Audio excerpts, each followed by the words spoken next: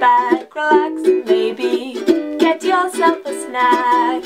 Me and you gonna have a little chat about books.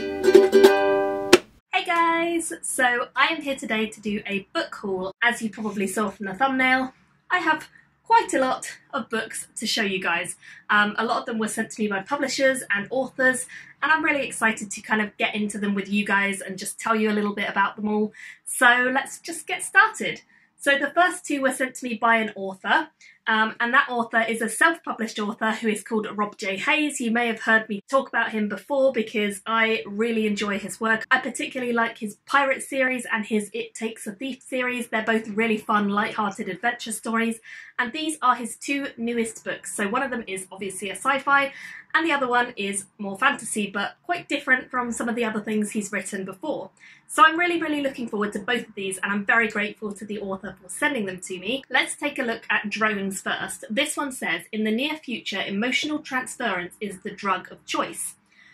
Garrick is a drone, going to ever-increasing extremes in order to sell the emotions, but he does it for a reason, because some memories are just too painful to bear. When his dealer is murdered, Garrick must search for a new way to remove his unwanted emotions, but soon finds himself embroiled in a plot that threatens to go deeper than he ever imagined. So this one is quite short. It definitely seems like it could be a really fun sci-fi. It's actually less than 200 pages, pretty much 200, and I love the cover of this. I think it's absolutely gorgeous. So I'm really hopeful about this. And then the other one by Rob J. Hayes is this one, City of Kings, which says, war makes monsters and corpses of us all. I think this one might be kind of grimdarky from the cover. It's quite dark. I love the cover design. Again, I think he's got great cover design. For generations, the blooded have ruled over the wilds, cultivating a lawless frontier and bleeding the good folk dry. The Blackthorn, once the most wanted outlaw the world has ever seen, is set on stopping them and bringing an end to the great game that oppresses them all. Crucible is the only blooded fortress left, but not for nothing is it called the City of Kings. Its defences are unbreakable, its walls unassailable, all built so 100 can hold back 1,000. Worse yet, the Blackthorn is running out of time, and there are darker things hiding underground looking to turn a city into a tomb. So it definitely sounds like it's going to be quite dark, lots of bloodshed presumably, but I'm very intrigued and very much looking forward to it.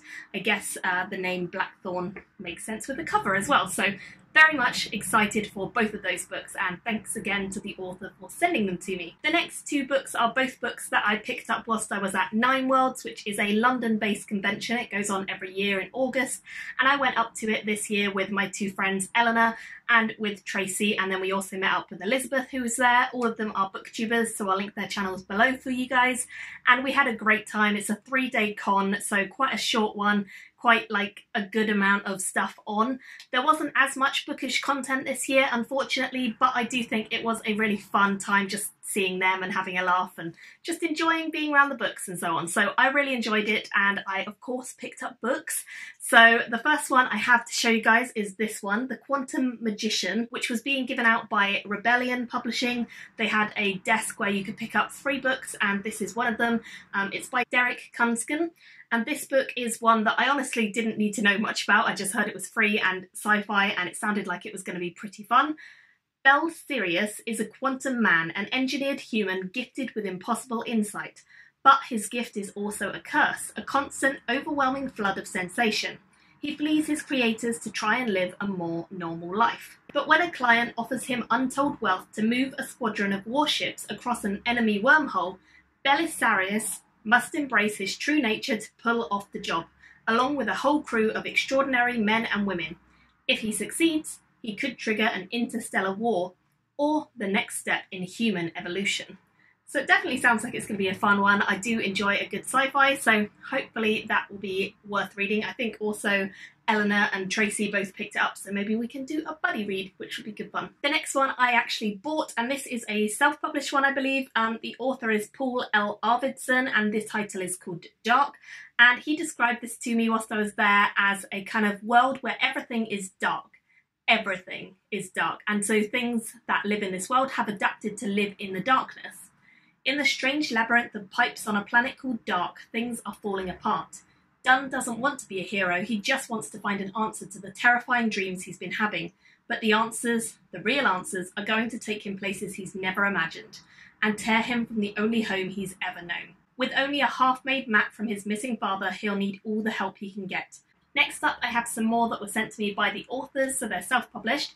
This one is The Gilded King by Josie Jaffrey, book 1 in Sovereign series, and it says, in the blue, the world's last city, all is not well.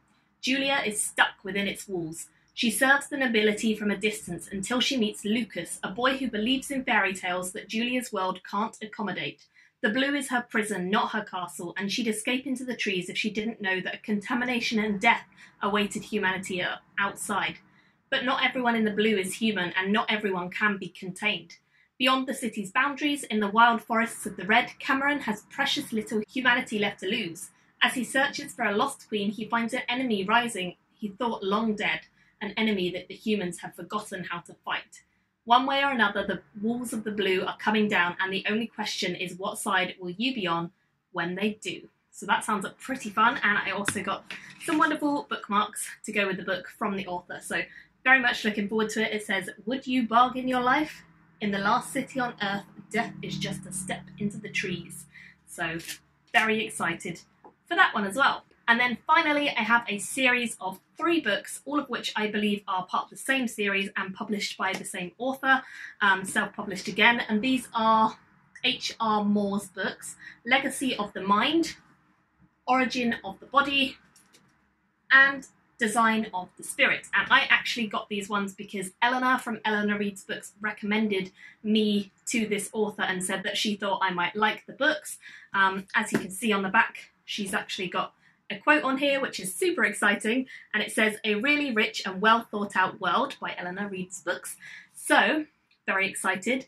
Anita has never been ordinary. She's stuck out like a sore thumb her entire life. Not only can she see energy of others, a rare skill, but she's won every physical challenge she's ever entered. So when the powerful, good-looking descendants, Marcus and Alexander, mysteriously arrive in Empire, her difference attracts and keeps their attention. Once in Empire, the sudden death of ruling descendant Christiana sets in motion a number of events, a quest for the treacherous Austin to find the girl Christiana had been looking for, a challenge where Anita stands out more vibrantly than ever, a perilous dip in the world's energy, and a dangerous belief among the people that they will never truly be free. I think it is also set in the same world as another series that this author has written, so if I like it, maybe I'll go and read them. But again, very excited to have these 3 and looking forward to reading them. So I think that is everything I've been sent recently. I hope you guys are wonderful, and I will see you very soon in my next video. Bye guys! Thank you for watching my video today. Go pick up a book, then come back and chat with me again.